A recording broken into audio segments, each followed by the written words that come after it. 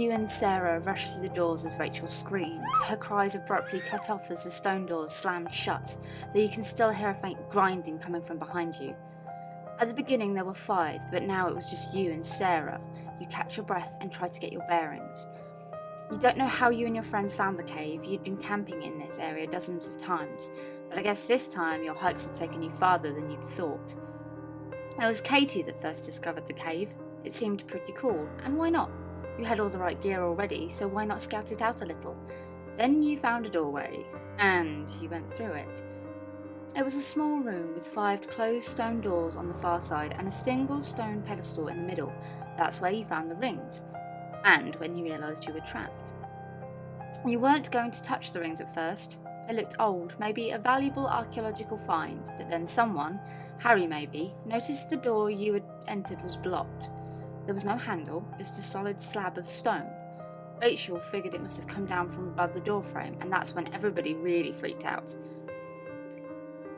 Harry tried his phone, nothing. No signal, no GPS. Sarah even set up a satellite phone, the phone for just this kind of emergency, only to have it fail as well. Out of options, you decided to go check out the pedestal again. There were 5 rings, and what do you know? 5 people. Sitting just above the rings was an inscription.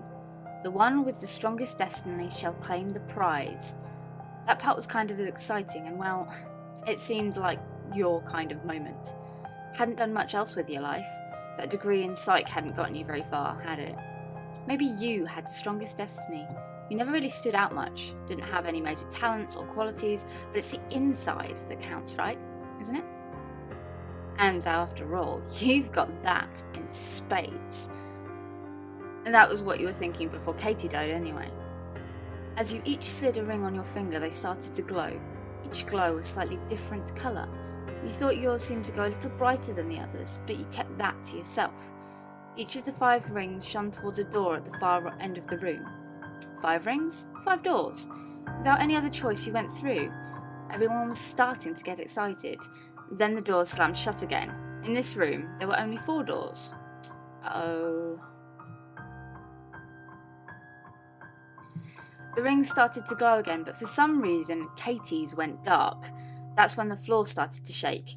The cave floor was receding, pulling away from the entrance of the room and towards the 4 doors at the far end. A quick glimpse over the edge sent you running for your door. Over that edge was a black pit that would fill the room in less than a minute. You, Sarah and Rachel rushed through your doors while Katie followed closely behind Harry, hoping to get through his door with him. They were a couple after all. Harry stepped through just as the floor under Katie's feet disappeared.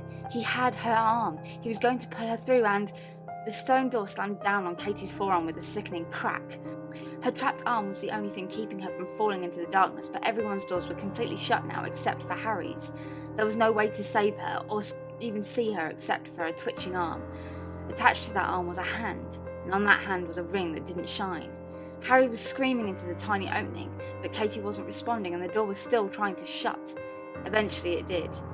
You were now in a room with 3 doors. Things followed a similar pattern after that. Harry's ring went out next, not that he cared anymore. You rushed through your door as the room filled with beetles, covering anything without a source of light. Rachel and Sarah tried to pull him away from the door from the arm, but eventually all that was left of Harry was a crawling, heaving mass. He didn't even scream. You had made it through, and as scared as you were, something was stirring in the back of your mind. You were starting to feel lucky, the one with the strongest destiny. Then came the room with 2 doors. That was just now.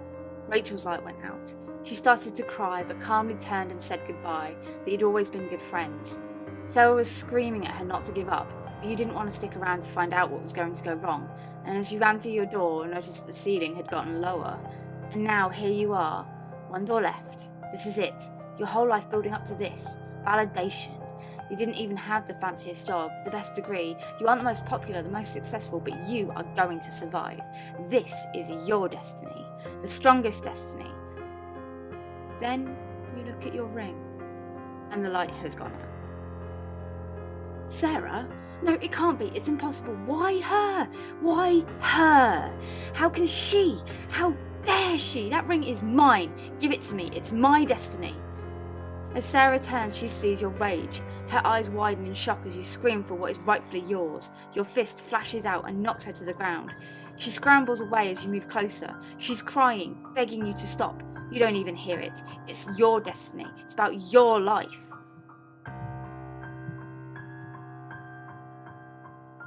Nothing else matters. And as you're about to take that final step, when you're right on top of her, a stone hand grips your ankle. You fall painfully and two more hands grip your wrists, trapping you. Sarah is getting away. She's almost at the door. More hands grab your legs, your neck, your ribs, your eyes. Their grips are getting tighter. You can't see. The pain is unbearable. And then you hear the stone door slam shut. And with that sound, you realise that you're not the main character. You're not special. And you'll die right here in this room.